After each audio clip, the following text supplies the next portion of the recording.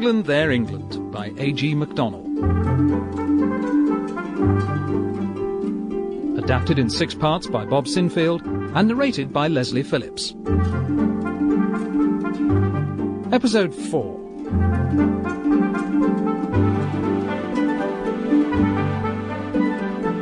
A few days after his curious experience on the cricket field, our young Scottish hero, Donald Cameron, found his attention being drawn away from the English national game by a newspaper article on the subject of golf.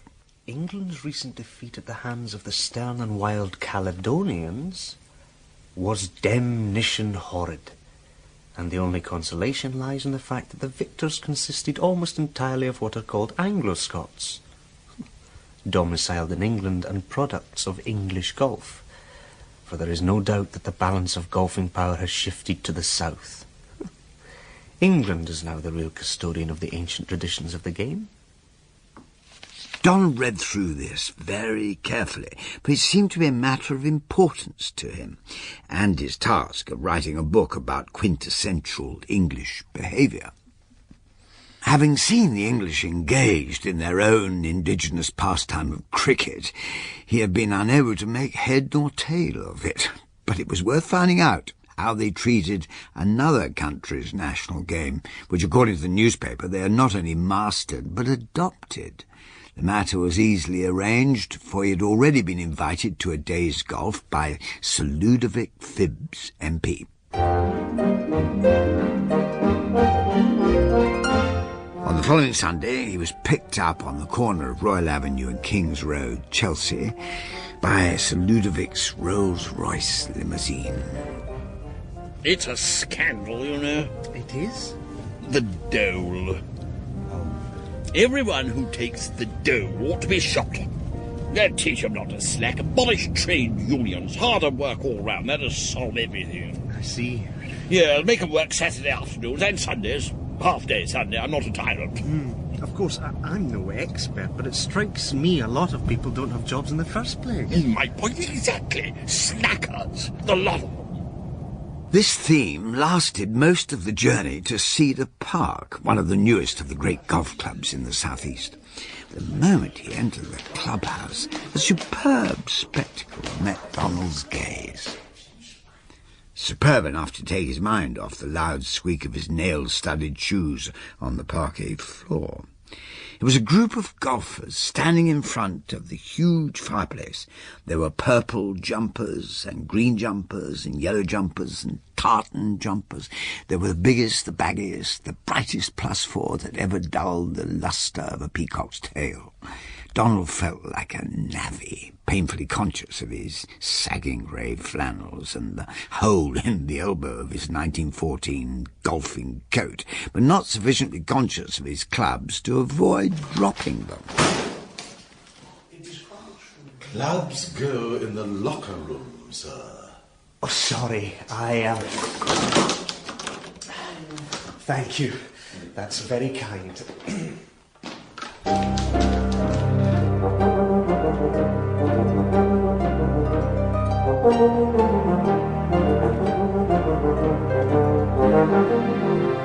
The locker room was full of young gentlemen discarding their jumpers in favour of brown leather jerkins, fastened up the front with that singular arrangement, the zipper.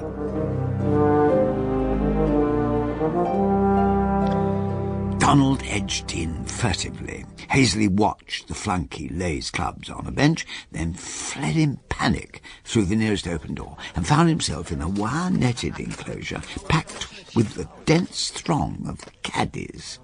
Hello. He backed awkwardly out of the enclosure until being brought up sharp by the wall of the professional shop. Oh! The caddies, and worse still, an exquisitely beautiful young lady who just emerged from the shop, watched him with interest. Scarlet in the face, he rushed past the radiant beauty and hid himself in the shop's darkest corner, pretending to be utterly absorbed in a driver he picked out at random from the rack. They're 52 shilling, and cheap at that. How much? £2.12 for a driver? Aye, that's what it... Just a minute. Why, it's Mr. Donald. You mind me, Mr. Donald? Jim Glennie, assistant that was at Glenavy to Tommy Anderson that went to the States. Glennie, of course. Man, but I'm glad to see you. Glennie, where did you learn that bucking accent? Never used to talk like that. Shh. I've picked it up since coming south. Huh? They like their Scotsman Scottish. It makes the prophet something extraordinary. Ah, Glennie, you old swindler. Now, how much do you want to sting me for this putter? 32 shilling and sixpence, Sir Walter, but you'll be wasting your siller, for neither that club nor any other will bring ye down below 18. Is that so? We'll see. You see, Master Donald, he'll buy it and tell his friends I try to dissuade him, and they'll all agree that I'm a rare old character, and they'll all come and buy too. But Glennie, 52 shillings for a driver? Do you mean to say they'll pay that? Of course. They'll pay anything so long as it's more than the other clubs charge them. That's the whole secret. Those drivers there aren't a new set at all. Last weekend they were on for 48 shillings. But I heard in the week that young Jock Robbie over at Addingdale had put his drivers up from 46 to 50. Dirty young dog. Not that I blame him. It's a new form of commercial competition, Master Donald. A sort of inverted price cutting. Very smart. Did you say you wanted a driver? Oh, not at 52 shillings. Of course not. You shall have your pick of the shop at cost price. 15 and 6. That's better. 15 and... There you are, Cameron. Just two couples in front of us now. You ready? Yes, sir, I was just... Morning, Glennie, you old shark. No use trying to swing the lead over Mr. Cameron. He's an Aberdonian himself. Oh, is that a fact, Sir Ludovic? I'd noticed near trace of an accent. Come along, then. Your driver, Mr. Donald. Thanks, but are you sure? Of course. And here, take a box of balls. For Auld Lang Syne.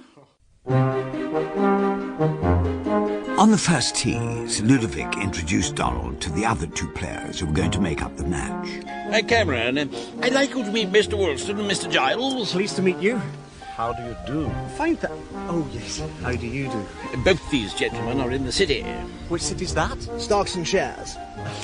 I suggest we play a 4-ball foursome. Woolston and I against you two on handicap, taking our strokes from the course. 5 bob corners, half a crown for each birdie, $1 an eagle, a bob best ball and a bob aggregate and a bob putt. Agreed? Yeah, agreed. Cameron? Oh, yes. The truth was that Donald hadn't understood a single word except the phrase 4-ball foursome, and that was incorrect. The stakes sounded enormous to him, but he could scarcely object. When it was his turn to drive at the first tee, he selected a spot and tapped it with the toe of his driver. Nothing happened. He looked at his elderly caddy and tapped the ground again. Again, nothing happened. Want a peg, Cameron? Oh, no, I never drink this early. The elderly caddy lurched forward with a loathsome little contrivance of blue and white celluloid. Donald shuddered. Next they were giving him a rubber tee with a tassel. He teed his ball on a pinch of sand with a dexterous twist of his fingers and thumb amid an incredulous silence. After a few holes of uncertainty, much of his old skill came back, but he had a little difficulty with his elderly caddy. Can you hand me the iron, please? Which number, sir? Which number what? Which number iron? Just the iron. It must have a number, sir. Why must it? Well, all irons have numbers. But I've only got one. Only a number 1? No, only one. Only one what, sir? One iron. Oh. Mr. Fumbledon has 11. 11 what? 11 irons. Apart from this revelation of Mr. Fumbledon's greatness, Donald didn't learn an enormous amount during the game. He never knew what the state of the match was till they were all ranged in front of the clubroom bar. Here you are, Cameron. £1.16 and 6. Not bad, eh? No, probably not. Same again all round then. Horace, 4 more doubles and we'll take them through to lunch. Then when we're all sat down, I'll tell you my plan for getting this country back on its feet. We start by shooting all those slackers on the dole. We'll put 'em up Lunch on the was an impressive affair. Sir Ludovic insisted on being host and ordered Donald's half-pint of beer and double whiskies for himself and his friends. The 5-course meal was topped off with 4 of the biggest glasses of hunting port Donald had ever seen.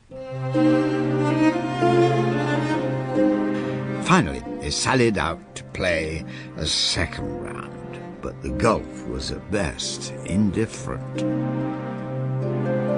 Oh, bad luck. No good. I can't focus properly. Must be the old trouble. The others were no better. By common consent, the afternoon round was abandoned after 8 holes.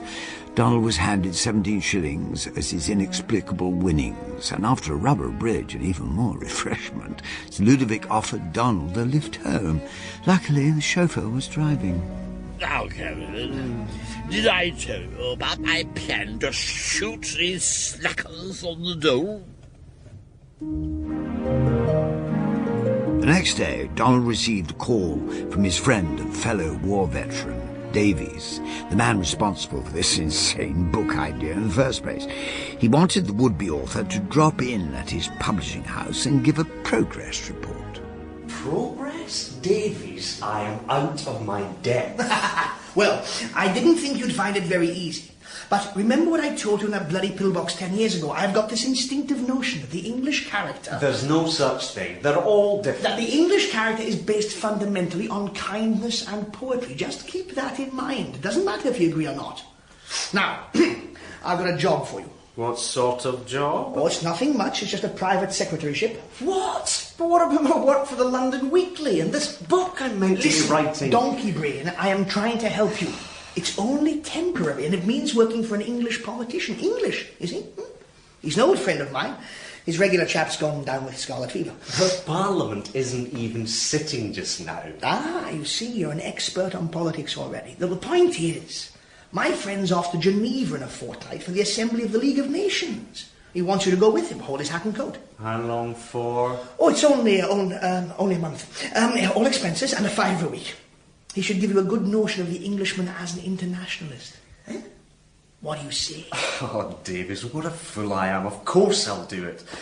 You really are very kind. That's capital. Now, his name's Sir Henry Wootton. He's the Tory member for East something and lives in Queensgate here. That's his card. Sir Henry Wootton was a cheerful, elderly buck whose manners were old-fashioned in their perfection. He received Donald in his rather impressive book-lined study, but the impressiveness wore off after a bit, for the books weren't those of a reader, but more like the reference section of a public library. I'll tell you what it is, Cameron. I don't really want a secretary in the proper sense of the word. I'm not going to make speeches or any of that rubbish. Just going to stick to generalities. Truth is, I don't know much about this League of Nations, sir? Something like that, yes. I can't think why the PM wants me to go. Well, he's all in favour of this League caper, so there we are, I'm going. That'll be my contribution. I'll expect you to find my hat, keep me posted with the cricket scores, and see I don't run out of essentials like whiskey. Think you can manage that? It'll be a pleasure, sir. Splendid. We leave on Friday morning, so you better run round to the FO and fix up the passports. Right away, sir. Oh, and Cameron. Yes, sir. See if you can find out, I don't know, something about this League thing. Yes, sir.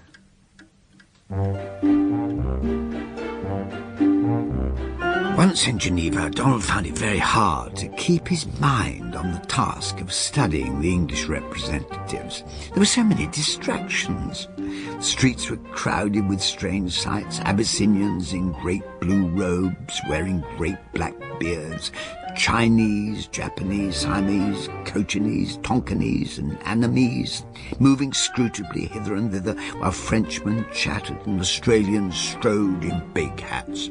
South Americans abounded, dark men with roving eyes and a passion for kissing typists in lifts. Maharajas, descended from 10,000 gods, walked as if conscious of their ancestry. Newsboys, usually well over 80 years old, sold papers written in every conceivable language, but mainly that of the United States. After a week of preliminaries, Donald had to make a stern resolution to eschew frivolities and get down to business. And now, Cameron, it seems I've been assigned to the, what is it now? Committee for the Abolition of Social Abuses, sir? Yes, sounds about right. So be a good chap and run along to the Secretariat, see if you can find out what the deuce these abuses things are. Yes, sir. And then get the FO to tell us our official policy. I don't want to go round saying we're for it if we're again, or vice versa. On entering the Foreign Office premises, Donald was instantly abashed at finding himself in the midst of a perfect vision of beauty and elegance. On all sides, radiant young ladies whacked away with dainty fingers at typewriting machines. The air was full of incense, and blood rushed to Donald's head. A golden-haired Aphrodite slid up to him. He wanted to fly, but his legs wouldn't move. He perspired vehemently and longed for the quiet midden at the mains of Balspindi. May I help you, sir? I need to... That is, I'd like to... Oh, sir, you've dropped your hat. Oh, yes, excuse me. There we are. Now, I'd like to see someone about, abuses. No, you see, I work for Sir Henry Wootton, and I need to know our official policy on... Oh, yes. You want Mr. Cartwright Pendragon. Oh, good. Thank you so much. Your hat again, sir. Oh, sorry, I'll just... Oh, I'm so sorry. I didn't mean to touch your leg. I mean... That's all right, sir. I was reaching for my hat, that's all. There was no... I realise that, sir. You're not offended? Sir, you forget. We're used to dealing with the Venezuelans. The inner sanctum was a strange contrast to the outer room. 3 young men were sitting in complete silence at 3 gilt-edged, marble-topped tables. None of them looked up as Donald came in. Well? Mr. Carteret Pendragon? No, sir, my name is Coshalton Stanbury. Mr. Carteret Pendragon is the gentleman over there, to the left of Mr. Waldingham Uffington. Ah. Yes, can I help? How do you do? I'm Donald Cameron, Sir Henry Wootton's private secretary. Why do sit down, Mr. Donald Cameron. Thank you. It's just Cameron. I'm not double-barrelled. Oh? Anyway. It's about the Social Abuses Commission. Sir Henry wants to know which line to take on synthetic beer. I don't think I quite follow. Well, he thinks he'll have to make a speech about it, and he wants to know what to say. Oh, you know, the usual things. Devotion of British Commonwealth to ideals of League, nation of peace lovers, all must cooperate, wonderful work of League, praise of the Secretariat, economy and League expenditure, a word about Woodrow Wilson. Anything I've left out? French. Oh, yes. A tribute to the French. Why a tribute to the French? Well, it does no harm, and the French like it. So, good night. Oh, wait, what about the synthetic beer? What about it? I mean, what is our policy? Policy? My dear sir, we don't have policies about things. But don't we... don't you... Doesn't Great Britain take an independent line about anything? Independent line. Whatever for? We're here to preserve balances, to maintain equilibriums. Equilibrium. Yes. After all, there are proportions. One must have a sense of equipoise. And what about brothels? What do we say about those? At the last 6 assemblies, we've simply said we don't know what they are. All you have to do is say it again.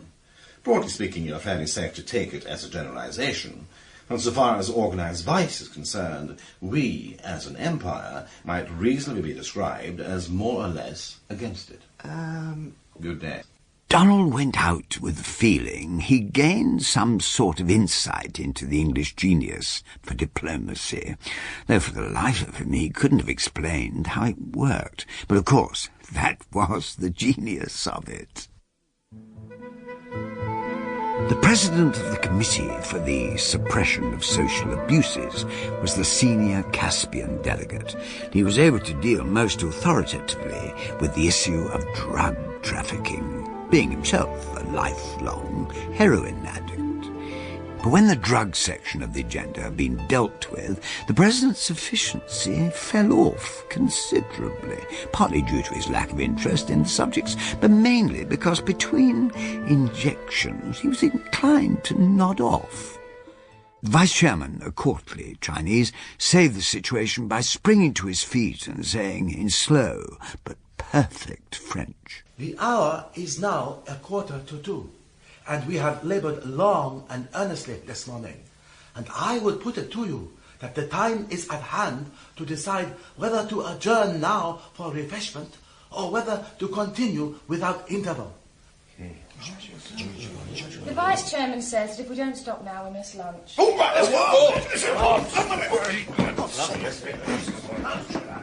When it fell to him to address the assembly, Sir Henry Wootton found no difficulty in keeping to the lines laid down for him by Mr. Carteret Pendragon.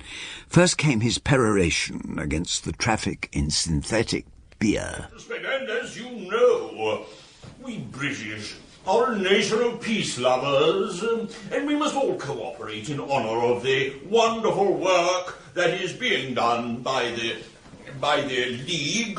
For as that fine statesman, Mr. Woodrow Wilson, once said... Then he was required to speak on the matter of houses of ill repute. And in honour of the wonderful work that is being done by the League, we must all cooperate, for are we not a nation of peace lovers, we British? Just so are the French, to whom I must pay tribute, and I know that if Mr. Woodrow Wilson were alive today... His two speeches were so very alike that, due to a secretarial error, the one about synthetic beer was printed in the section of the official report relating to the houses of ill repute, and vice versa. No one noticed. But after the speeches had been delivered, there was nothing more for Donald to do. I'm grateful to you, my boy. Thank you, Sir Henry. It was nothing, really. Nonsense. If it hadn't been for all your groundwork, I don't think I could have aimed my speeches so precisely to the heart of the matter as I did. Well... And if my chap Peterson doesn't lick that scarlet fever soon, you'll be getting the job for good. Oh, no, I couldn't do that. No offence, sir. It's just that, well... I'm meant to be writing this book about England. England? England, eh? Well, you know what you need to do. Yes. No. You need to go and see my sister in Buckinghamshire. No one can understand England till he's seen Bucks. Sitting in his sleeper in the Paris Express, Donald ran over in his mind the result of the 4 weeks' entertainment at which he'd assisted. But he was utterly unable to detect how the subjects of his still unwritten book had gone about their inscrutable and mysterious paths, their wonders to perform. In his bafflement, he could only conclude, in the realms of international affairs, the English are the supreme artists. Next time, Donald somewhat recklessly enters the British political arena without a phrase book. First-class bundobust. We'll put you up tomorrow at the ironworks at tiffin time. I've got the hang of our dope. Dope? I've got the leaflets here. Oh, don't worry about them. You don't need facts or any of that tommy rot. Just stick to our 3 planks. 1, the Empire, first, last and always. 2, down with the Reds. 3, work for the unemployed. Have we... Is there any stuff about how we're going to find work for the unemployed? By backing up the Empire, of course.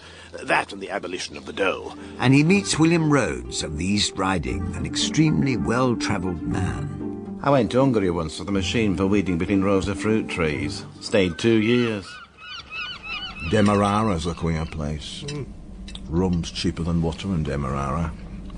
Have you ever drunk rum? Oh, during the war, I had quite a lot. I can tell you a funny thing about Demerara rum. Most of ours came from Jamaica. I was in Demerara ploughing drainage ways for getting water out of canals when I hit on a lovely notion.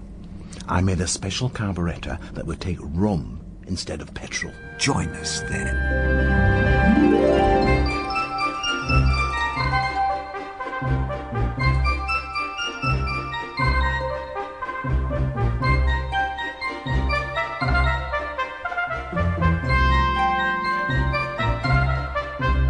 Part 4 of England, Their England by A.G. Macdonell was adapted by Bob Sinfield and narrated by Leslie Phillips, with Sam Graham as Donald Cameron, Christopher Benjamin as Sir Henry Wootton, Peter Kelly as Mr. Carter at Pendragon, Katie Odie as the Secretary, and Sean Prendergast as Davies.